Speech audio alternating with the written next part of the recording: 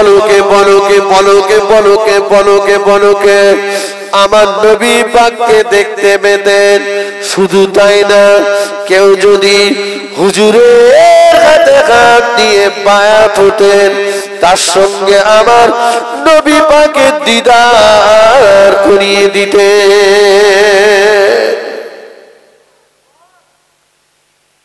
চোখের পলকে পলকে আমার নবী পাককে দেখতে পেতেন। কেউ যদি ওনার হাতে হাত দিয়ে বায়াত হতেন, তার সঙ্গে আমার নবী পাকের দিদার করিয়ে দিতেন। যে মানুষটা একবার ইমানি হালতে আমার নবীকে দেখলো, 7টা জাহান্নাম তার জন্য হারাম হয়ে যায়। সুবহানাল্লাহ। আল্লাহর ওলি রসুলে নামা পীর সুফি ফাতে আলী ওয়াইসি রহমাতুল্লাহ আলাইহি হুজুরকে লক্ষ্য করে আল্লাহর ওলি রসুলে নামা পীর সুফি ফাতে আলী ওয়াইসি রহমাতুল্লাহ আলাইহি হুজুরকে লক্ষ্য করে ইংরেজ সরকারের পুলিশ কর্মচারীরা একটা দুটো নয় বাবা, একটা দুটো নয় বাবা, 18 রাউন্ড গুলি চালিয়েছিল। একটা গুলিও তারা আল্লাহর ওলির গায়ে লাগাতে পারেনি। আরো জোরে বলে সুবহানাল্লাহ। তিনি কি জীবন গঠন করেছেন? 18 রাউন্ড গুলি চালালো, একটা গুলিও তারা আল্লাহর ওলির গায়ে লাগাতে পারেনি।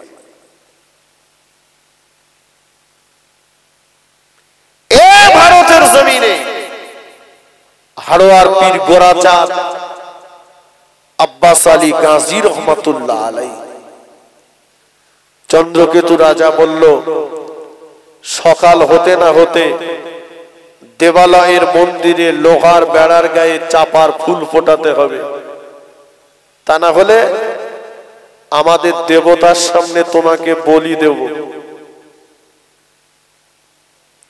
পীর গোরাচাঁদ আব্বাস আলী গাজী রহমাতুল্লাহ আলাইহি রাতের অন্ধকারে কোন এমএলএ, এমপি, মেম্বার, প্রধান কারো কাছে গিয়েছিল? যায়নি, কারো কাছে যায়নি। আল্লাহর ওলি পীর গোরাচাঁদ আব্বাস আলী গাজী রহমাতুল্লাহ আলাইহি নামাজের পাটিটা নিলেন। নামাজের পাটিটা নিয়ে নামাজ আদায় করলেন। 2 রাকাত নামাজ আদায় করে নামাজের পাটিতে বসে আল্লাহ পাকের দরবারে দোয়া চাইলেন।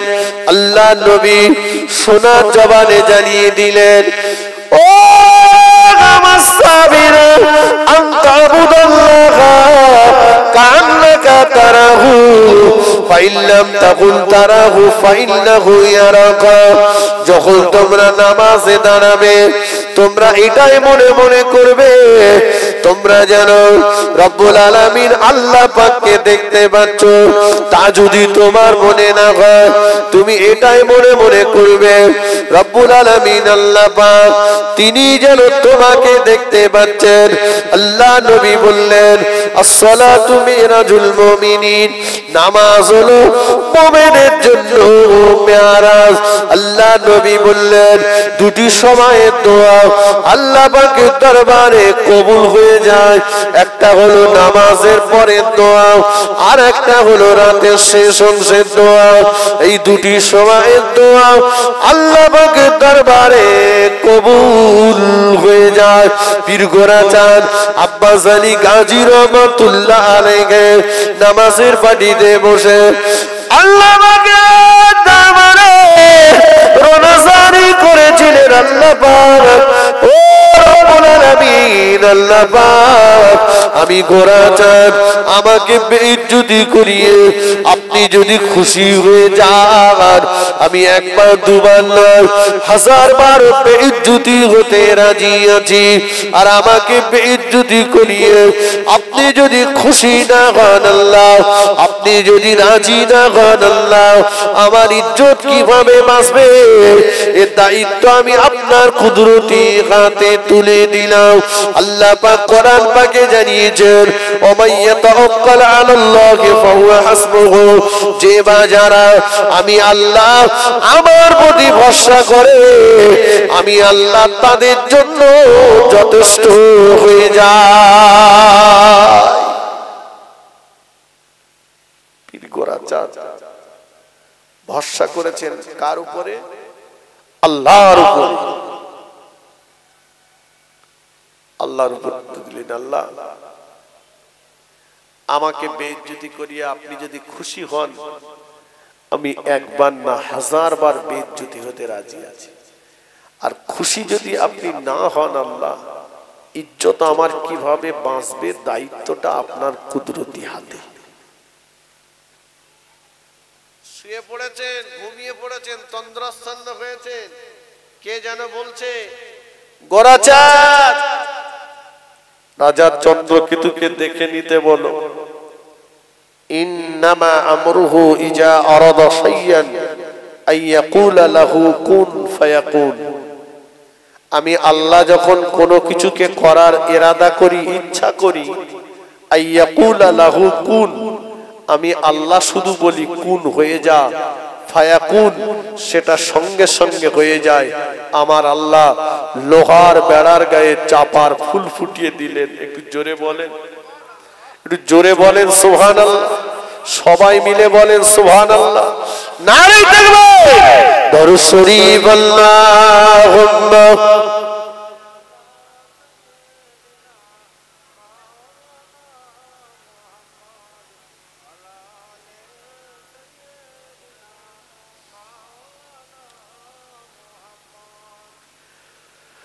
তয়েফেতে গেলেন নবী দিনের দাওয়াত নিয়ে, পাথর মেরে তাড়িয়ে দিলেন প্যারা নবীজিকে। তয়েফেতে গেলেন নবী দিনের দাওয়াত নিয়ে, পাথর মেরে তাড়িয়ে দিলেন প্যারা নবীজিকে। তবুও বদদুয়া দেননি নবীজি, সহ্য করিলেন জালা। মক্কা মদিনা নবী কমলিওয়ালা আল্লাহুম্মা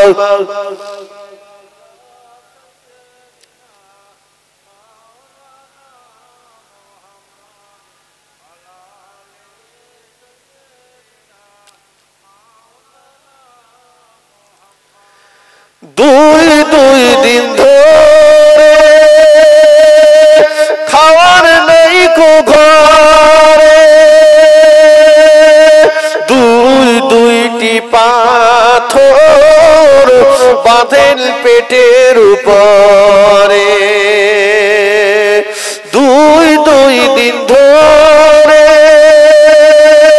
খাওয়ার নেই কো ঘরে, দুইটি পাথর বাঁধেন পেটের উপরে। নিরুপায় হইয়া নবীজি তসবিহ জপেন আল্লাহ। মক্কা মদিনা নবী কমলিওয়ালা আল্লাহুম্মা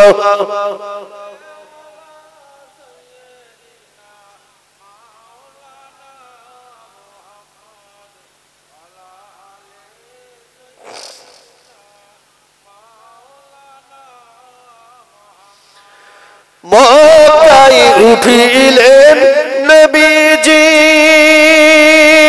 মদিনায় ডুবিলেন দুই জায়গার কত জ্বালা সহ্য করিলেন মক্কায় উঠিলেন নবীজি মদিনায় ডুবিলেন দুই জায়গার কত জ্বালা সহ্য করিলেন তবুও বদদুয়া দেননি নবীজি সহ্য করিলেন জ্বালা মক্কা মদিনা নবী কমলিওয়ালা আল্লাহুম্মা সাল্লি আলা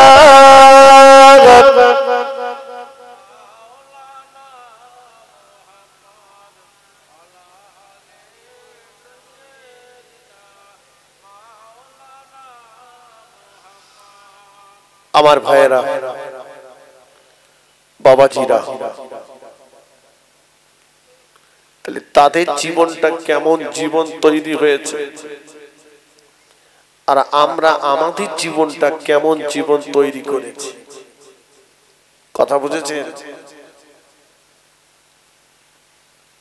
আপনারা কেউ আজমির শরীফে গেছেন আজমির শরীফে খাজা গরিবে নওয়াজের মাজারে শুধু কি মুসলমান যায় কথা বলেন বিভিন্ন ধর্মাবলম্বী মানুষেরা যে তারা তাদের মতো করে খাজা বাবাকে সম্মান দেখাচ্ছে ঠিক কিনা বলেন হাড়োয়ায় যান সেখানে শুধু কি মুসলমান যায় বিভিন্ন ধর্মাবলম্বী মানুষেরা যে তাদের মতো করে পীর গোরাচাঁদকে সম্মান দেখাচ্ছে বসিরহাটে যান ফুরফুরা শরীফে যান বিভিন্ন ধর্মাবলম্বী মানুষেরা যে তারা তাদের মতো করে সম্মান দেখাচ্ছে আমরা কেন হেয় প্রতিপন্ন সকালবেলা ঘুম থেকে উঠে এই মা বোনেরা উঠোন ঝাড়ু দেয় দেয় না ঝাড়ু দেওয়ার পরে অনেকটা জিনিস একত্রিত হয় আমরা ওগুলোকে জঞ্জাল বলি তাই তো নাকি এই জঞ্জালগুলো কি করা হয় ডাস্টবিন নর্দমা বা সারগাদায় ফেলে দেওয়া হয় আচ্ছা বাবাজি কোন মা বোনের লক্ষ্যে যদি ওই জঞ্জালের ভিতরে একটা 5 টাকার কয়েন কোন মা বোন যদি দেখতে পায় ওই 5 টাকার কয়েনটা কি ফেলে দেবে কথা বলেন ওটা কিন্তু তাড়াতাড়ি মুছে আঁচলে বেঁধে রাখবে তাই না জঞ্জালের ভিতরে 5 টাকার কয়েন 5 টাকার কয়েনের জায়গা হলো আঁচলে বাকি জিনিসগুলোর জায়গা ঝাঁটার আগায় আগায় ডাস্টবিন নর্দমা সারগাদায় হলো কেন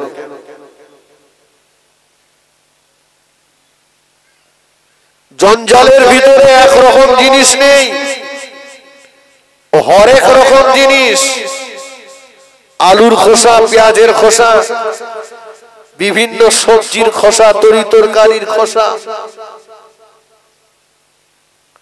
আর 5 টাকার কয়েন হলো একক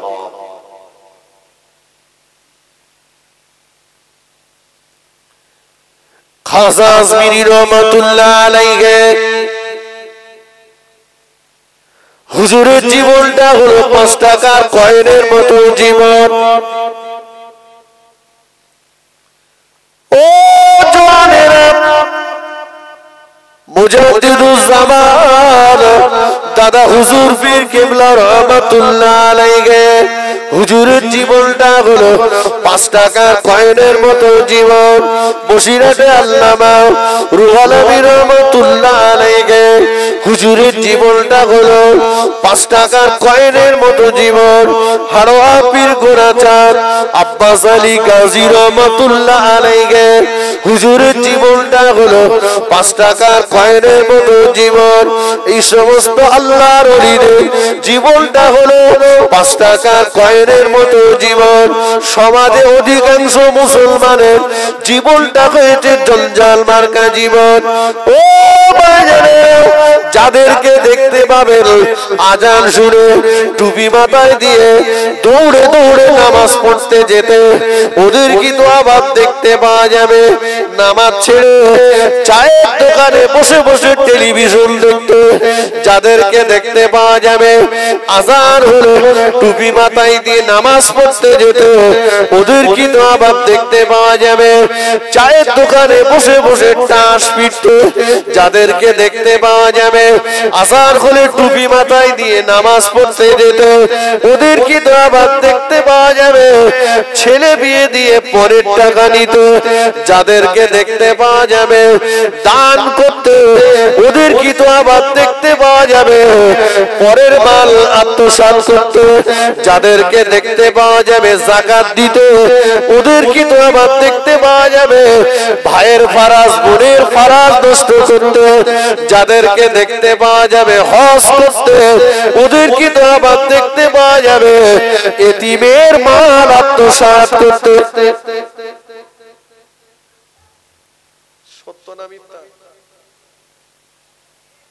ভালো আছে, খারাপও আছে। ভালো খারাপ মিলে তৈরি হয়ে গেছে জঞ্জাল।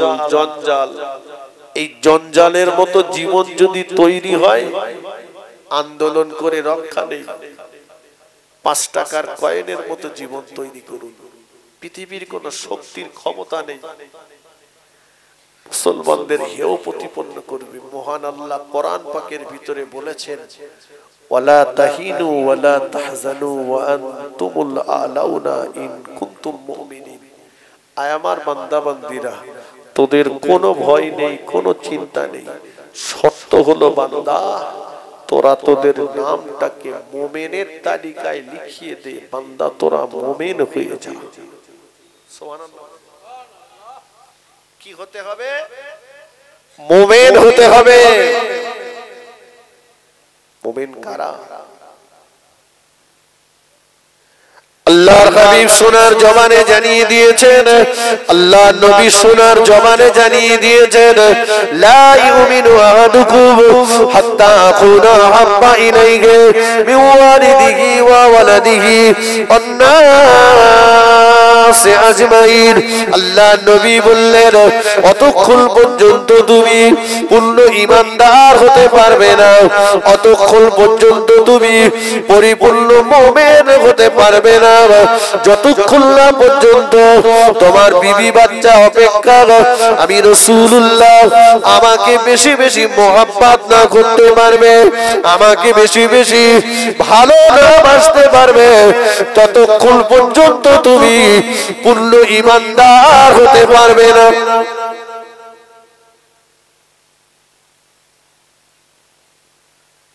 কে ভালোবাসে না নবীকে? এখন যদি জিজ্ঞাসা করি নবীকে ভালোবাসি, সবাই 4 হাত পা তুলে দিয়ে বলবো নবীকে ভালোবাসি। কথা বুঝেননি? সবাই বলবো নবীকে। সকালবেলা হাতে একটা 1000 দানার তসবিহ নিলাম, সকাল থেকে সন্ধ্যা পর্যন্ত বলছি নবীকে ভালোবাসি, নবীকে ভালোবাসি, নবীকে ভালোবাসি, নবীকে ভালোবাসি, নবীকে ভালোবাসি। তসবিহ দানাটা কয়েকবার ঘুরে গেল, ভালোবাসা হলো? কথা বলেন।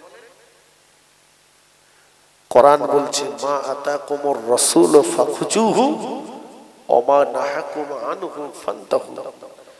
যে মানুষটা আমার নবীর করতে বলা কাজগুলো করলো আর নিষেধ করা কাজগুলো ছেড়ে দিল, ওই মানুষটাই তো আমার নবী পাকের প্রকৃত ভালোবাসার দাবিদার। নবীর করতে বলা কাজ করতে হবে, নবীর নিষেধ করা কাজ ছেড়ে দিতে হবে, তবেই ঈমানদার। আসুন আমি রাসূলুল্লাহর একটা হাদিস শোনাই। আল্লাহ নবী সোনার জমানে জানিয়ে দিয়েছেন, ও আল্লাহ নবী সোনার জমানে জানিয়ে দিয়েছেন, ইন্নী উহিব্বুস সালাসা, আমি রাসূলুল্লাহ তিনটে জিনিসকে বড় মোহাব্বত করি।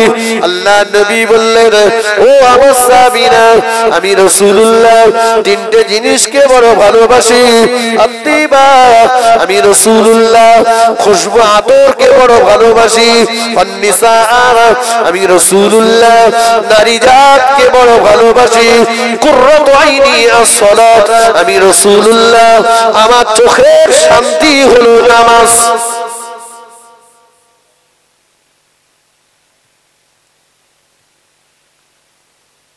ইমানদার তো ওই ব্যক্তি, কি বলেছি আমি বলিনি, কোরআন বলেছে নবীর করতে বলা কাজ করতে হবে, আর নবী যে কাজ ছেড়ে দিতে বলেছে সে কাজ ছাড়তে হবে। বাবা, ইমানদার যদি না হই, দুনিয়াতে আখেরাতে কোনো জায়গাতেই আল্লাহ পাকের সাহায্য পাওয়া যাবে না।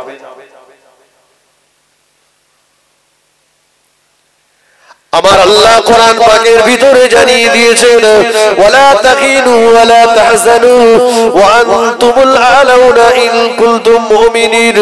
আয় আমার বান্দা বান্দীরা, না না না, নরেন্দ্র মোদীর ভয় তোদের করতে হবে না, অমিত শাহর ভয় তোদের করতে হবে না বান্দা। ওগো বান্দা, কারো ভয় তোদেরকে করতে হবে না। সত্য হলো বান্দা, তোরা তোদের নামটাকে মুমিনের তালিকায় লিখিয়ে দে বান্দা, তোরা মুমিন হয়ে যা, তোরা মুমিন হয়ে যা। মহান আল্লাহ কোরআন পাকে জানিয়েছেন, ওয়াকানা হাক্কান আলাইনা নাসরুল মুমিনিন। আমি আল্লাহ বলছি, মুমিনদের হেফাজত করার দায়িত্ব, মুমিনদের সাহায্য করার দায়িত্ব আমি আল্লাহ আমার। জোরে বলুন সুবহানাল্লাহ, আরো জোরে বলুন সুবহানাল্লাহ। আল্লাহ কি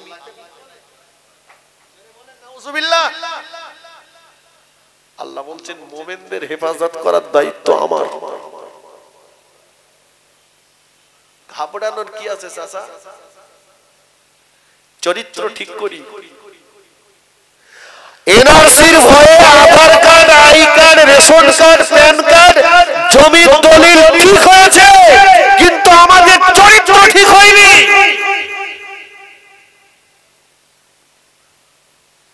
কথা ঠিক কিনা বলি? যতদিন চরিত্র সংশোধন না হবে ততদিন আল্লাহ পাকের মদদ হবে না।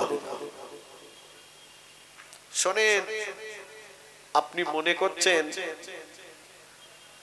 মরে যাওয়ার পরে 50 লাখ টাকা রেখে যাচ্ছি, ছেলের বলে দেবো বছর বছর একটা খানা দিয়ে দিস। খানা সাদি হয়তো দিকি নাকি, লাখ কলমা খানা সাদি। আমিও খাওয়ার পক্ষে বিপক্ষে না, এবং আমিও বিশ্বাস করি এই দোয়া সবরেসানিতে মৃত ব্যক্তির উপকার হয়। সবরেসানির বাংলা মানে হলো সওয়াব পাঠানো। কি বলেছি? সওয়াব পাঠানো। এই দোয়া সবরেসানিতে মৃত ব্যক্তির উপকার হয়, তবে এর দুটো শর্ত আছে।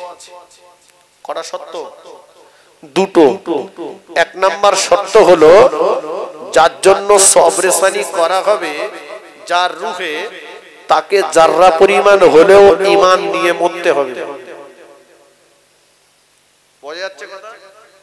তিনি যদি বেঈমান হয়ে মারা যান, আর আমি যদি লক্ষ কোটি বার কলেমা পড়ে কোরআন খতম করে তার রূহে সবরেসানি করি, আমার পাঠানো সবে তার কবরে মার বন্ধ হবে না। একদম গোদা বাংলায় বলছি। তাহলে নাম্বার 1 শর্ত, মুমিন হতে হবে, ঈমান নিয়ে মরতে হবে। মহান আল্লাহ কোরআন পাকের ভিতরে জানিয়ে দিলেন, ওয়ালা তামুতুন্না ইল্লা ওয়া আনতুম মুসলিমুন। ও বান্দা, খবরদার খবরদার, ঈমান না নিয়ে যেন মৃত্যুবরণ করো না। অতক্ষণ পর্যন্ত মরো না যতক্ষণ না পর্যন্ত পরিপূর্ণ ঈমানদার তুমি না হবে। ও আল্লাহ পাক ভিতরে জানিয়ে দিয়েছেন বান্দা ঈমান না নিয়ে যেন মরিস না, মরণের পরে কঠিন জায়গা হলো কবর, যেখানে বংশের পরিচয় চলবে না, যেখানে ধনী গরিব দেখা হবে না, যেখানে মরল মতবাদ দেখা হবে না। গোটা পৃথিবীর বৈজ্ঞানিকরা বলল মাটি জড় পদার্থ, মাটির জীবন নেই। মহান আল্লাহ কোরআন পাকের ভিতরে জানিয়ে দিলেন ওয়াখরাজাতিল আরদু আসকালাহা ওয়া ক্বালাল ইনসানু মা লাহা ইয়াওমাইযিন তুহাদ্দিসু আখবারাহা। গোটা পৃথিবীর বিজ্ঞান সমাজ বলল মাটি জড় পদার্থ। মহান আল্লাহ বললেন না মাটির জীবন রয়েছে, বরঞ্চ মাটির উপরে বান্দা যা কিছু করছে মাটি বান্দার সব কিছুকে রেকর্ড করে রাখছে। কিয়ামতের ময়দানে মাটি সব বলে দেবে আল্লাহকে। রাতের অন্ধকারে ইমাম সাহেবের অগোচরে, গ্রামের মাতব্বরের অন্ধকারে কোথায় তুমি নারীবাজি করেছো, কোথায় তুমি টাস পিটেছো, কোথায় তুমি জুয়া খেলেছো, কোথায় তুমি এমনি করে মদ পান করেছো, দুনিয়ার মানুষ না জানলেও একদিকে মহান আল্লাহ জানেন, অপরদিকে মাটি সব কিছুকে রেকর্ড করছে। কি মনে হয় মাথা খারাপ হয়ে গেছে? মাটি রেকর্ড করতে পারে? এখন তো সব ইউটিউবারের যুগ হয়েছে ভাই, খোঁজ করলে পাওয়া যাবে। আগে টেপ রেকর্ডার ছিল না? টেপ রেকর্ডারের যে ক্যাসেটের যে ফিতে পাতলা ঝিঝির পালকের মতো, তাই না বাপ? আজকে আমি জোনায়েত বক্তৃতা করছি, আমার বক্তৃতাকে যদি রেকর্ডিং করা হয়, এখান থেকে 5 বছর 10 বছর 20 বছর পরে আমি থাকবো না, ক্যাসেট যদি যত্ন করে রাখা হয় আমার কণ্ঠ শুনতে পাবে জগৎবাসী, তাই তো নাকি? ক্যাসেটের পাতলা ঝিঝির পালকের মতো এই ফিতেটা তামা, দস্তা, লোহা, চুম্বক সংমিশ্রণে তৈরি হয়েছে। সে যদি বছরের পর বছর মানুষের কথাগুলোকে রেকর্ড করে রাখতে পারে, তামা, দস্তা, লোহা, চুম্বকের পাহাড় রয়েছে মাটির উপরে, মাটি রেকর্ড করতে পারবে না বাপ? কি মনে হচ্ছে আজকে টাকার গরম? সাদ্দাদের মতো বাদশা যার এত টাকা ছিল, আল্লাহর সঙ্গে চ্যালেঞ্জ করে নকল বেহেশত বানিয়েছে। সাদ্দাদের বেহেশতে আল্লাহ সাদ্দাদকে ঢুকতে দেয়নি। ফেরাউন তার লোকজনের লাঠির বল এত ছিল, সে তার ওই লাঠির বল আর বড়াইত্বকে টিকিয়ে রাখার জন্য বলল আনা রব্বুকুমুল আলা, আমি হলাম বড় খোদা। সেই ফেরাউনের মতো খোদাটাকে আল্লাহ নীল নদে চুবিয়ে চুবিয়ে মেরেছে।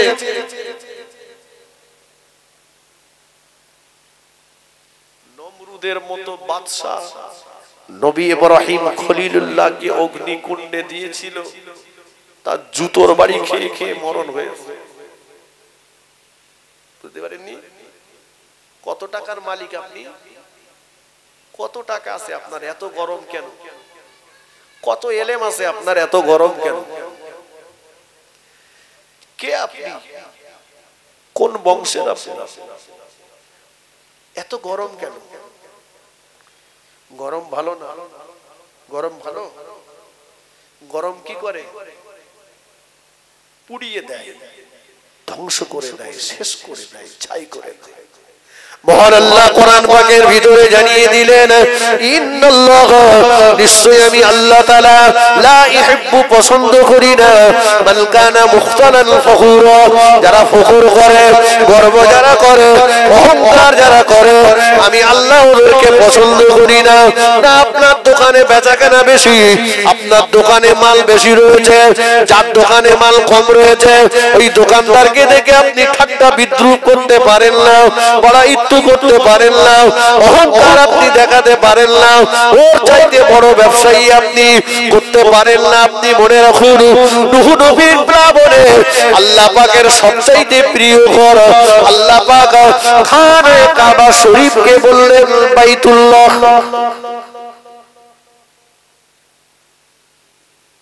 এই মসজিদ কার ঘর বলেন দিন? ইমাম সাহেবের ঘর? আল্লাহর ঘর, মসজিদ আল্লাহর ঘর, কিন্তু কাবা শরীফকে বলা হচ্ছে বাইতুল্লাহ, আল্লাহর ঘর।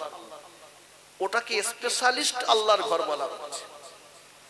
এমডি যারা মেডিসিন ডাক্তার সব রোগী দেখে, কিন্তু হার্ট স্পেশালিস্ট আলাদা আছে, চাইল্ড স্পেশালিস্ট আলাদা আছে। কথা ঠিক কি না? খানায় কাবা শরীফকে খাস করে বলা হচ্ছে বাইতুল্লাহ।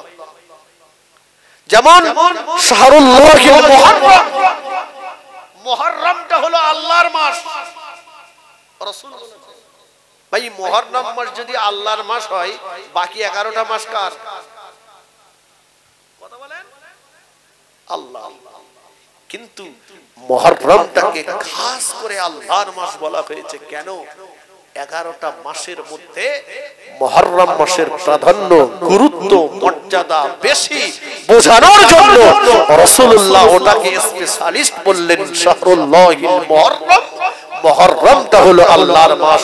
তমাম গোটা পৃথিবীতে যত মসজিদ আছে সব মসজিদের চাইতে খানায় কাবার মর্যাদা বেশি, এজন্য ওটাকে বলা হচ্ছে বাইতুল্লাহ, আল্লাহর ঘর। জোরে বলুন সুবহানাল্লাহ। সেই কাবা নূহ নবীর প্লাবনে আল্লাহ পাক ধ্বংস করে দিয়েছে। আচ্ছা, আল্লাহ ইচ্ছা করলে ওয়াজ বুঝুন, শুধু সুর শুনে বাড়ি গেলে হবে যে আল্লাহ ইচ্ছা করলে ওই নূহ নবীর প্লাবনে আল্লাহ কাবাকে হেফাজত করতে পারতেন না? সেই বুড়ি মাকে যদি আল্লাহ হেফাজত করে, কাবাকে পারতেন না? কেন? আল্লাহ বোঝালেন, তোর বাড়িটা খুব চাকচিক্য করেছিস, মোজাইক করেছিস, পাথর বসিয়েছিস, দোকানটা বড় করেছিস, তুই মনে করিস নে যে আমি ভিত গেড়ে ফেলেছি। আমি আল্লাহ যদি আমার প্রিয় ঘর কাবা শরীফকে ধ্বংস করতে পারি, তোকে ধ্বংস করতে আমি আল্লাহ আমার সময় লাগবে না, মুহূর্তের ভিতরে তোকে ধ্বংস করে দেব। দোকানে বেচাকেনা বেশি, খরিদ্দারের চাপও বেশি, ও আল্লাহকে ভুলে গেছে। মসজিদে আর নামাজ পড়তে যায় না, বলে দোকানে পড়ে লোয়ার। ক টাকার মাল আছে দোকানে? হাজী সাহেবদের কাছে শুনে দেখে, গল্প বলছি না, আল্লাহ নিজে চোখে কয়েকবার দেখিয়ে নিয়ে এসেছে। দেখেছি মক্কা মদিনাতে মসজিদে আযান হবে, দোকান খোলা, সব নামাজে। আমি খানায় কাবাতে যাচ্ছি নামাজ পড়তে, কাবা শরীফে আযান হচ্ছে, কাবা শরীফের কাছাকাছি ছিলাম তো যাচ্ছি, একটা দোকানে ঢুকলাম, তখন আযান হচ্ছে, বাংলাদেশিরা আছে সব দোকানে। তো আমাকে বলছে 1 লক্ষ টাকার মাল চাইলেও আর দেবো না, আযান হচ্ছে, চলুন নামাজে। আর আঙ্গা সফর আলী চাচা বলতে, এই কোটা খদ্দে ছেড়ে দিয়ে গেলি, মাল আর পাবো না। চাচা ওই কটা যদি ছেড়ে দিয়ে আসতে, খোদা তোমার কোন দিক থেকে দিত তুমি বুঝতে পারতে না, তুমি না ছেড়ে দিয়ে ভুল করো। কথা বুঝতে পারেননি? আজকে বাজারে জলসা বাবা, বড় দুঃখ লাগে জানেন। বেশিরভাগ মুসলমান চায়ের দোকানদার গুলো বললে এরা রাগ করবে, তা করে করুক কি যাক। বেশিরভাগ বাজারে মুসলিম চায়ের দোকানদার, বাজারে বলে না গ্রামেও আছে, এরা হাইব্রিড হারামখোর। ছোটখাটো না, হাইব্রিড হারামখোর। যদি বলেন কেন? ফুরফুরা শরীফ থেকে হুজুরে এসে বলে, হুজুর এটা তাবিজ দেন যেন বেচাকেনা বেশি হয়, নে ওটা ঝুল গেছে। বসিরহাটে গেছে, গিয়ে বলতে হুজুর এটা তাবিজ দেন যেন বেচাকেনা বেশি হয়, ওটাও ঝুল গেছে। চিন্তা করতেছে হুজুররা এখান সেখান খাই, তাবিজি কাজ হবে কি তার ঠিক নেই, ঝামেলায় দরকার নেই। 4 টাকার লোক মোনাজাত করতে বসা, চায়ের দোকান মানে 4 টাকার লোক মোনাজাত করতে, বুঝতে পেরেছেন? মোনাজাত মানে কি বলেন দিন? ওই তো আপনারা বুঝতে পেরেছেন, হ্যাঁ, তুরুপ মারতেছে। আর কিছু কিছু দোকানদার বলে এর গা 4টের মোনাজাত কি হবে তার ঠিক নেই, বাড়ি বউডারে বউটার দোকানদারি করতে বসিয়েছে। আছে না নেই? এ দোকানদার এদিক নেই মনে হচ্ছে। যে দোকানে মেয়ে লোক দোকানদার ও চা দে উঠতে পারে না, আর মদ্দা লোক দোকানদার ও 3 বান্ডেল বিড়ি ফুরকে গেছে, কোনো খদ্দের আসে না। চাচা মসজিদ থেকে নামাজ পড়ে, মসজিদে নামাজ পড়েছে, মাছ নাগার মতো টপ টপ করে মেরেছে। কি বলেছে আল্লাহ জানে। আসসালামু আলাইকুম ওয়া রাহমাতুল্লাহ, আল্লাহুম্মা আমিন। জমি দাও, জায়গা দাও, বাড়ি দাও, ঘর দাও, টাকা দাও, পয়সা দাও, দুনিয়ার মাল চাচ্ছে। একটু ডেকে জিজ্ঞেস করে দিন, চাচা আত্মা হেতুটা বলো দিন। বুঝতে বাবু এটা বড় মতন হয় না, দোয়া মাসুরা বলছে একই, বড় মতন তো হয় না। তো হয় না তো এত মাল চাচ্ছ কেন? হ্যাঁ, তুমি নামাজ হয়েছে কিনা সেটাই আল্লাহর কাছে বলো, আল্লাহ আমার নামাজটা কবুল করো। যে ইমাম সাহেবের কাছে সময় দাও, চায়ের দোকানে ঘন্টার পর ঘন্টা বসে সময় দিচ্ছ, সবচাইতে লজ্জার কথা হলো টুপি মাথায় দেওয়া দাড়িওয়ালা একটা লোক যদি যে চায়ের দোকানে টেলিভিশন চলছে, যেখানে কাছের আড্ডা বসেছে, সেখানে যদি একটা দাড়িওয়ালা লোক বসে, তাহলে চ্যাংড়া ফস্কোটা মনে করবে চাচা বসেছে যখন আমার বসতে অসুবিধা কোথায়?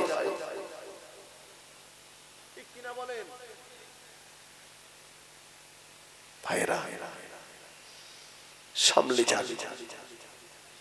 কি বলছিলাম আমি, মনে আছে আওয়াজ আমার? ঈমানটা নিয়ে কবরে যদি যেতে পারি, সবরে সানিতে মৃত ব্যক্তির উপকার হয়, তবে দুটো শর্ত বলছিলাম, তাই না? 1 নম্বর শর্ত হলো যার রূহে সবরে সানি করা হবে তাকে যাররা পরিমাণ হলেও ঈমান নিয়ে মরতে হবে। 2 নম্বর, যিনি সওয়াব পাঠাবেন,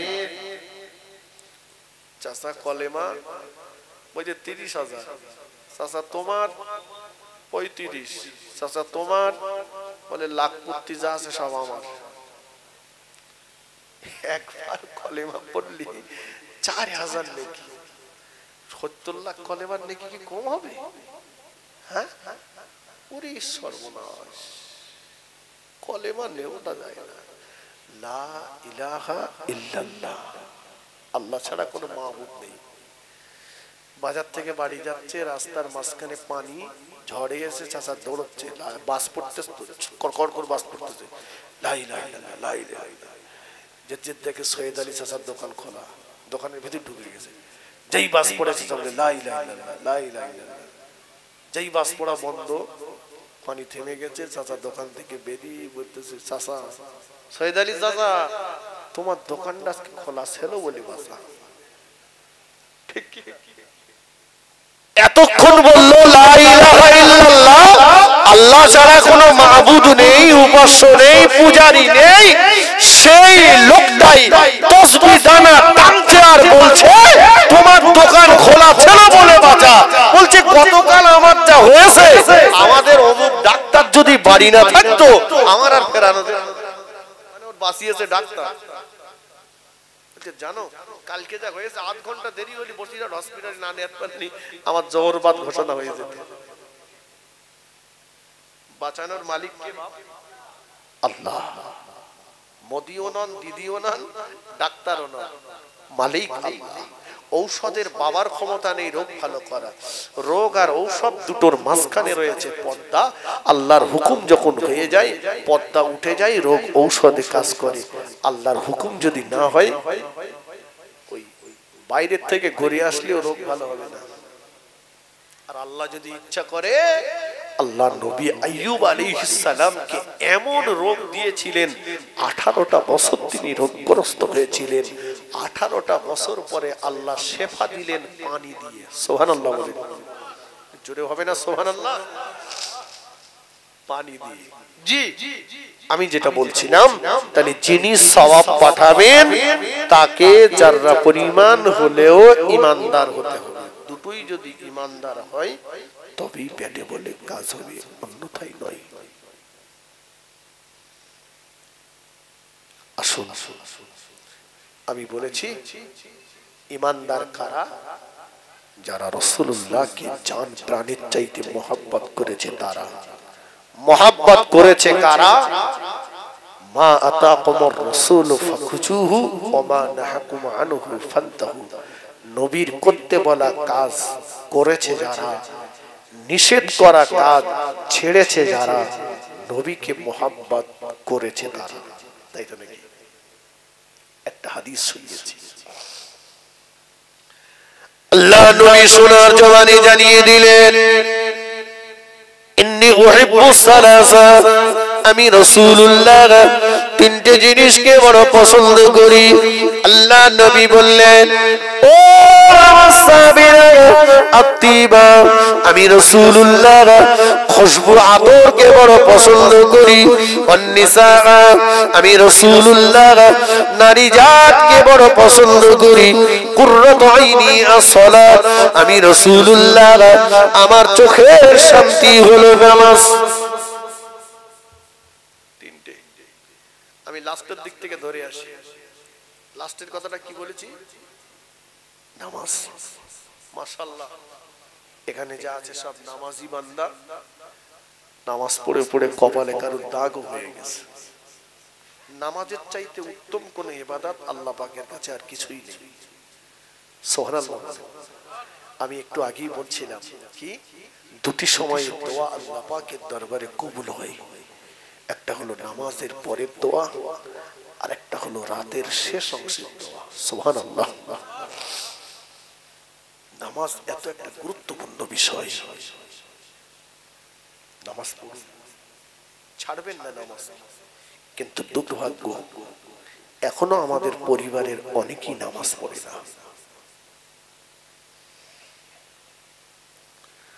ও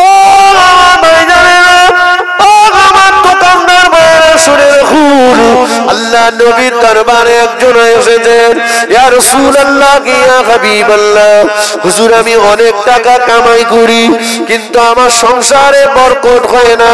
হুজুর আমি অনেক টাকা কামাই করি কিন্তু আমার সংসারে বরকত হয় না। হুজুর আমাকে কি একটা তাবিজ দেবেন, আমাকে কি একটা মাদুলি দেবেন, যে তাবিজটা ব্যবহার করলে আমার সংসারে বরকত হবে। আল্লাহ নবী বললেন, ও মা সাহাবা, ও মা ছেলে, তোমার বাড়ির দরজায় কি পর্দা লাগানো আছে? তোমার বাড়ির জানালায় কি পর্দা লাগানো আছে? না ইয়া রাসূলুল্লাহ। আল্লাহ নবী বললেন, যাও বাবা চলে যাও, বাড়ির দরজায় পর্দা লাগিয়ে দাও, জানালায় পর্দা লাগিয়ে দাও। আল্লাহ চাইলে তোমার সংসারে বরকত হবে।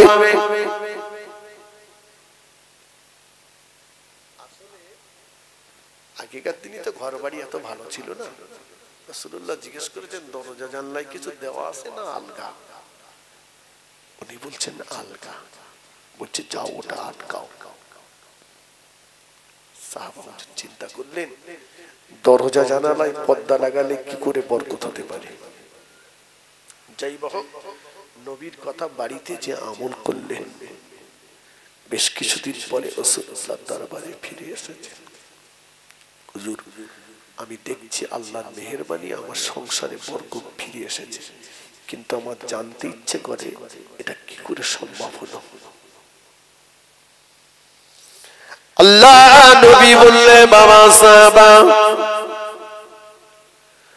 ও বাবা সাহাবা, তোমার বাড়ির পাশ দিয়ে আল্লাহ বেনামাজি বান্দা বান্দিরা হেঁটে হেঁটে যায়, তারা তোমার বাড়ির দিকে তাকায় বাবা। বেনামাজির দৃষ্টি তোমার ঘরের ভিতরে পতিত হয়, বেনামাজির দৃষ্টি তোমার দরজা ভেদ করে তোমার ঘরের ভিতরে পতিত হয়, বেনামাজির দৃষ্টি তোমার বাড়ির জানালা ভেদ করে তোমার ঘরের ভিতরে পতিত হয়, বেনামাজির দৃষ্টি তোমার ঘরে পড়বার জন্য আল্লাহ পাক তোমার বাড়ির বরকতকে আল্লাহ উঠিয়ে নিয়েছিল।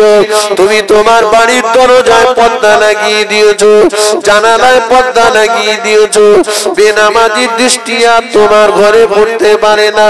আল্লাহ পাকের পক্ষ থেকে তোমার বাড়িতে বরকত ফিরে এসেছে। ও শুনে রাখো, বেনামাজির দৃষ্টি ঘরের ভিতরে পড়লে যদি বাড়ির বরকত নষ্ট হয়ে যায়, বাড়ির বরকত যদি উঠে যায়, যে বাড়ির একাধিক ছেলেরা নামাজ পড়ে না, যে বাড়ির একাধিক মেয়েরা নামাজ পড়ে না, যে সমস্ত দোকানদার ভাইয়েরা নামাজ পড়ে না, এদের দোকানে এদের বাড়িতে আল্লাহ পাকের রহমত বরকত কতটা নাযিল হবে।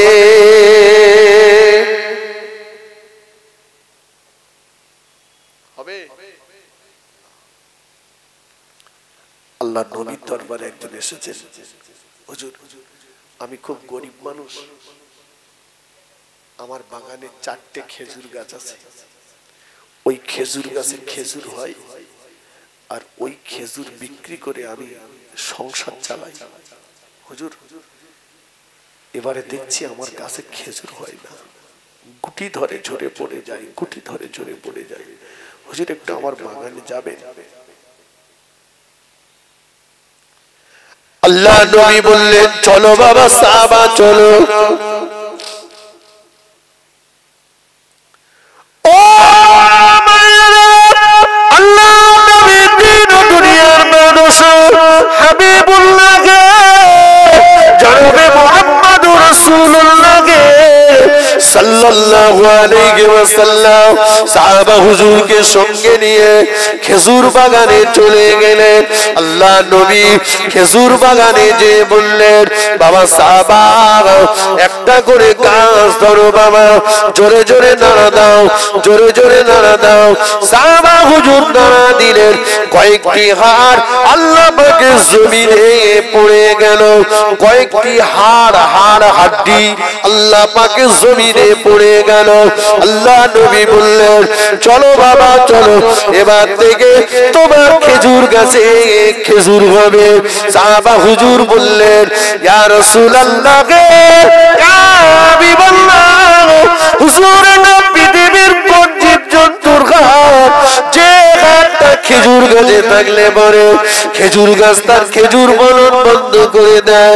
আল্লাহ নবী বললেন ও মাসাবা এটা পৃথিবীর অন্য কোন জীবজন্তুর ঘাট নয়, এটা হলো দুনিয়ার 4টে পাকা বেনামাজি হাড়। ইবলিস শয়তান তার কবর থেকে নিয়ে খেজুর গাছের মাথায় লাগিয়ে দিয়েছে। ওই বেনামাজির হাড়ের স্পর্শ পেয়ে খেজুর গাছগুলো খেজুর ফলন বন্ধ করে দিয়েছে। ও আমার মায়া, বেনামাজির হাড়ের স্পর্শ পেয়ে যদি খেজুর গাছ খেজুর ফলন বন্ধ করে দেয়, যে বাড়ির লোকেরা নামাজ পড়ে না, যে সমস্ত দোকানদার ভাইরা নামাজ পড়ে না, এদের দোকানে এদের বেচা কেনায় কখনোই বরকত হতে পারে না।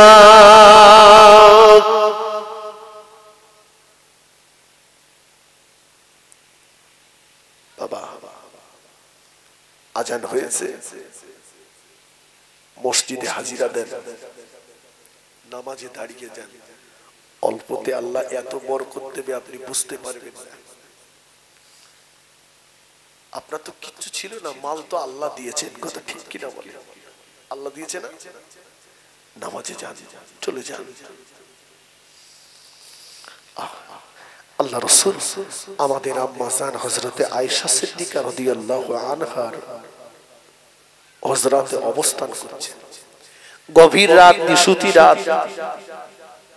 আমার রাসূলুল্লাহ আমাদের আম্মা জানের পাশ থেকে আস্তে আস্তে আস্তে আস্তে উঠছেন। রাসূলের চিন্তা আমি উঠবো, তবে আয়েশার ঘুম যেন না ভাঙে। আল্লাহ নবী উঠে বললেন, আমাদের আম্মা জানের ঘুমটা ভেঙে গেল।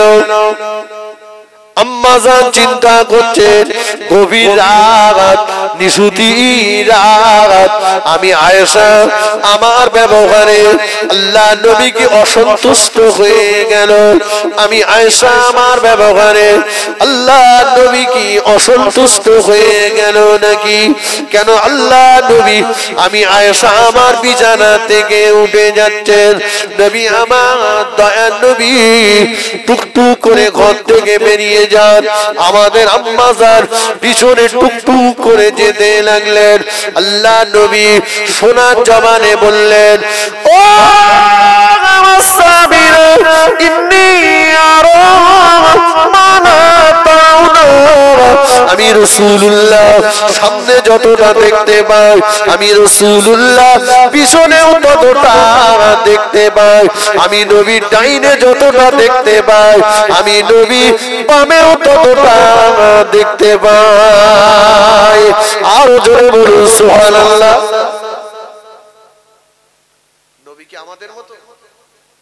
কথা বলেন না কেন? বড় ভাইয়ের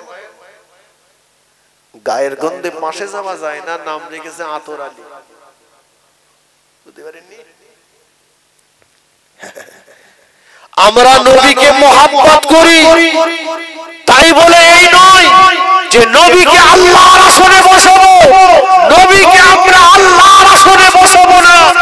আবার কেউ যদি নবীকে বড় ভাইয়ের সঙ্গে তুলনা করে, আমরা তাকেও ছেড়ে দেব না। আমার রাসূলকে আল্লাহ করেছিলেন, আর রাসূলের পেশাব পায়খানা কেউ কোনোদিন চোখে দেখতে পায়নি। জোরে বলুন। রাসূলের পেশাবটা খেয়ে ফেলেছেন উম্মে আইমান। গল্প বলছি না, মাদারিজুন নবুওয়াত কিতাবের ভিতরে শাহ আব্দুল হক মুহাদ্দিস দেহলভী রাহমাতুল্লাহ আলাইহি লিখছেন, আল্লাহর নবী বললেন, উম্মে আইমান তোমার জীবনে কোনোদিন আর পেটের রোগ হবে না।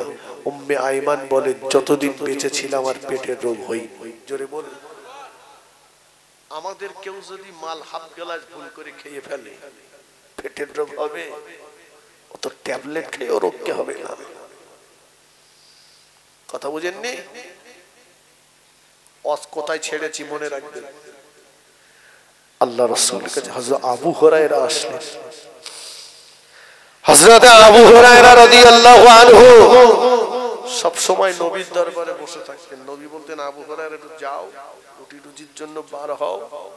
আবু হুরায়রা বলছে, ইয়া রাসূলুল্লাহ যেতে পারি, একটা শর্ত, আমি যতক্ষণ ফিরে না আসবো আপনার জবান দিয়ে একটা কথা বার করলে হবে না। আমার খাবারের চাইতে আপনার মূল্যবান নসিহতের মূল্যটা আমার কাছে অনেক বেশি। সুবহানাল্লাহ। আল্লাহ রাসূল একদিন আবু হুরায়রাকে ডেকে একটা তবিল দিলেন।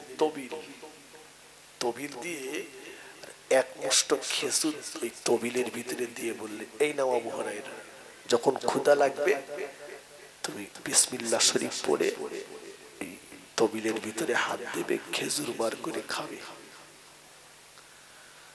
আবু হুরায়রা বলছে, হুজুর এই খেজুর আর কদিন হবে, পেটে যা ক্ষুধার জ্বালা। আল্লাহ নবী বললেন, আবু হুরায়রা তবিলটা যেন ঝাড়া মারবে না, উল্টাবে না। যুবকেরা, ও মুরব্বিয়ানেরা, হযরত আবু হুরায়রা রাদিয়াল্লাহু তাআলা আনহু বলেন, ও আল্লাহ নবীর সাহাবীরা, ও আল্লাহ নবীর সাহাবীরা, ও নবী পাকের সাহাবীরা, আল্লাহ নবীর দেওয়া ওই তবিলটা আমি আবু হুরায়রা আমার কাছে একটা দুটো দিন নয়, একটা দুটো মাস নয়, একটা দুটো বছর নয়, আল্লাহ নবীর দেওয়া ওই তবিলটা আমি আবু হুরায়রার কাছে 12টা বছর ছিল। এই 12টা বছরের ভিতরে যখন আমার ক্ষুধা লেগেছে, তবিলের ভিতরে হাত দিয়েছি, খেজুর বার করে করে খেয়েছি। 12টা বছরের ভিতরে ওই তবিলের খেজুর আমি আবু হুরায়রা কম হতে দেখিনি। আরো জোরে বলুন সুবহানাল্লাহ। নবী আমাদের মতো?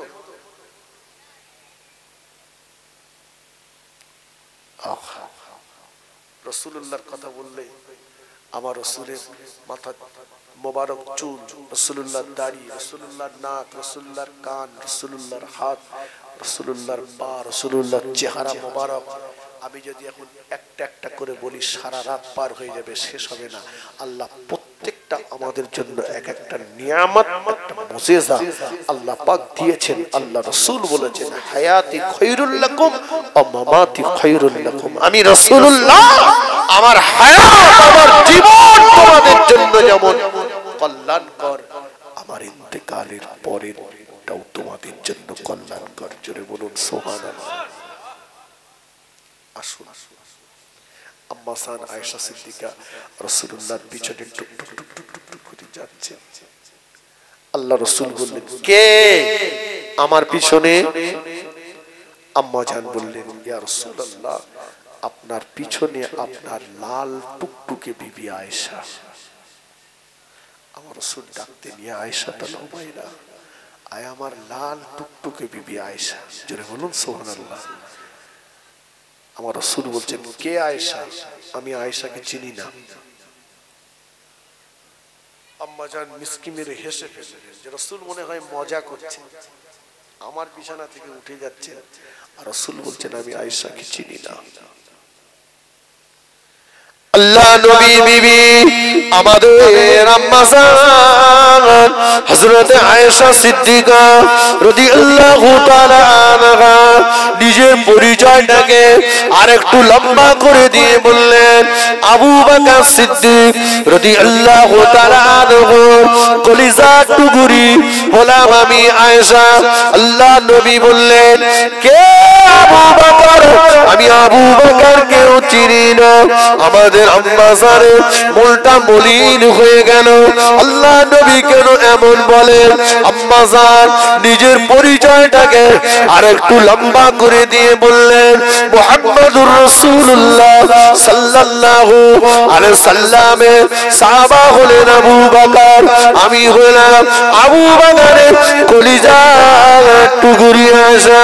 আল্লাহ নবী বললেন, কে মুহাম্মদ? আমি মুহাম্মদকেও চিনি না। আমাদের আম্মা জানের চোখ দিয়ে টপ টপ করে পানি টুসে গড়াতে লাগলো।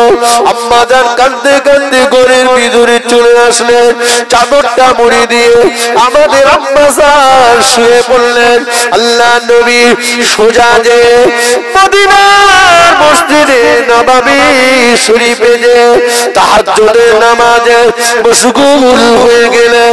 তাহাজ্জুদের নামাজ পড়তে পড়তে মদিনার মসজিদে নববীর মুয়াজ্জিন হযরত বেলাল রাদিয়াল্লাহু তাআলা আনহু মদিনার মসজিদে নববী শরীফে ফজরের আযান দিয়ে দিয়েছেন। আল্লাহ নবী তাহাজ্জুদের নামাজটা ছেড়ে দিয়ে ফজরের 2 রাকাত সুন্নাত নামাজ আদায় করলেন। সুন্নাত নামাজ আদায় করে সোজা আমাদের আম্মা জান আয়েশা সিদ্দিকা রাদিয়াল্লাহু তাআলা আনহার হুজরাতে প্রবেশ করলেন আমাদের আম্মা জানকে ডেকে দেওয়ার জন্য। আল্লাহ নবী আম্মা জানের ঘরের ভিতরে ঢুকে থাকেন। আমাদের আম্মা জান চাদরটা মুড়ি দিয়ে শুয়ে আছেন। আল্লাহ নবী যে আমাদের আম্মা জানের চাদরটাকে ধরে একটু মৃদু টান দিয়ে বললেন, ও আমার লাল টুকটুকে বিবি আয়েশা, উঠে পড়ো। মদিনার মসজিদে নববী শরীফে ফজরের আযান হয়ে গিয়েছে। আম্মা জান একটু অভিমানের স্বরে চাদরটাকে টেনে বললেন, ইয়া রাসূলুল্লাহ, হুজুর একটু আগে তো আপনি বলছিলেন কে আয়েশা, আমি আয়েশাকে চিনি না। কে আবু বকর? আমি আবু বকরকে চিনি না। কে মুহাম্মদ? আমি মুহাম্মদকে চিনি না। আর আপনি এখন এসে বলছেন লাল টুকটুকে বিবি আয়েশা, উঠে পড়ো। আল্লাহ নবী আমাদের নবী আমাদের আম্মা জানের পাশে বসে পড়লেন। আম্মা জানের মাথায় হাতটা বুলিয়ে দিয়ে বললেন, আয়েশা, ও আমার বিবি আয়েশা, মনে দুঃখ নিও না, মনে ব্যথা নিও না। আমি রাসূলুল্লাহ আমার সম্মুখে যখন নামাজের ওয়াক্ত হয়ে যায়, নামাজের সময় হয়ে যায়, ওই সময় আমি রাসূলুল্লাহ দুনিয়ার কাউকে চিনতে পারি না। আরো সুবহানাল্লাহ, একবার দরুদ শরীফ আল্লাহুম্মা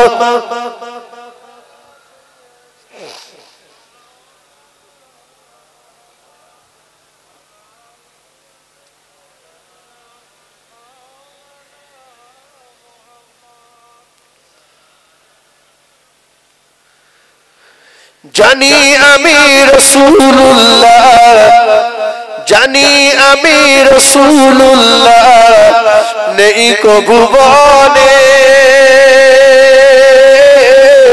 তবু সদা মন যে আমার সেদিকে টানে।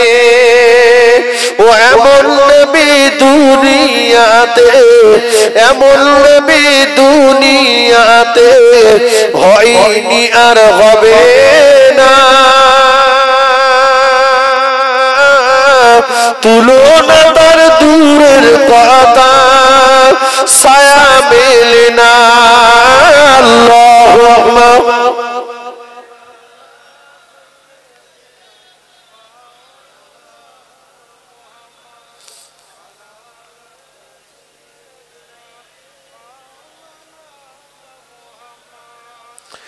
ধন্য গো মা আমিনা, ধন্য গো মা আমিনা, তুমি বিশ্ব নবীর মা। তোমার মতো এমন মা যে আর কেউ হবে না। ধন্য গো মা আমিনা, ধন্য গো মা আমিনা, তুমি বিশ্ব নবীর মা। আর এমন ছেলে রাখলে গর্ভে ও মাতার জোড়া মেলে না। এলো খালি মানিতে ছুটে, এলো খালি মানিতে ছুটে নবী মুহাম্মদ। আর মায়ের কোলে বসে আছে ও সে পূর্ণিমারি চাঁদ। আল্লাহুম্মা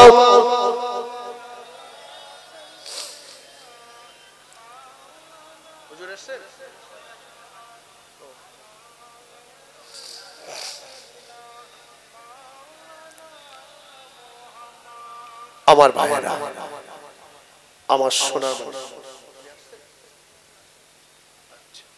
আমার ভাইরা, যতটুকু বললাম আল্লাহ পাক আমাদের সবাইকে বলা শোনার চাইতে যেন বেশি বেশি আমল করবার তৌফিক দান করেন। বলুন সকলে আল্লাহুম্মা আমিন।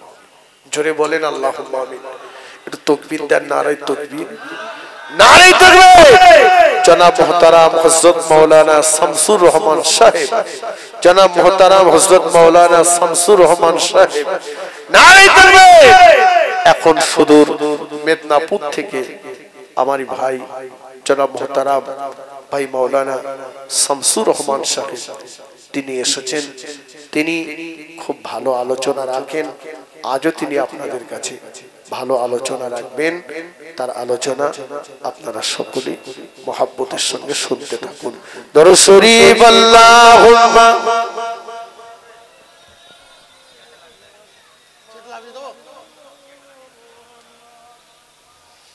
আলহামদুলিল্লাহ। ভাই জুবাইর কাছ থেকে আমরা নামাজের বিষয়ে খুবই গুরুত্বপূর্ণ আলোচনা শুনছিলাম।